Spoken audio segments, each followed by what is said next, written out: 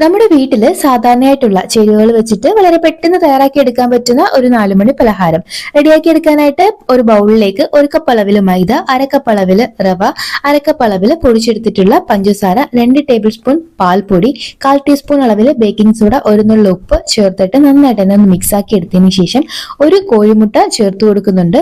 1 spoon അളവില് നെയ്യും കൂടെ ചേർത്തിട്ട് ഇത് നന്നായിട്ട് തന്നെ ഒന്ന് മിക്സ് ആക്കിയിട്ട് എടുക്കണം. ആദ്യം ഒരു സ്പൂൺ കൊണ്ട് എല്ലാം മിക്സ് ആക്കി എടുക്കുക. അത് കഴിഞ്ഞിട്ട് ഇതിലേക്ക് ഒരല്പം പാല് കൂടെ നമുക്ക് ഒഴിച്ചു കൊടുക്കേണ്ടതായിട്ടുണ്ട്.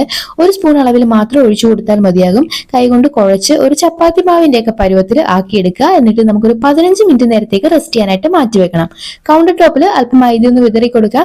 എന്നിട്ട് നമ്മൾ റെഡിയാക്കി വെച്ചിരിക്കുന്ന മാവ് പരത്തിയിട്ടെടുക്കുക. ഒരുപാട് അങ്ങ് കനം കുറഞ്ഞു പോകണ്ട. നമുക്ക് ഇഷ്ടമുള്ള ഷേപ്പിൽ ഇതുപോലെ കട്ട് ചെയ്തെടുക്കുക.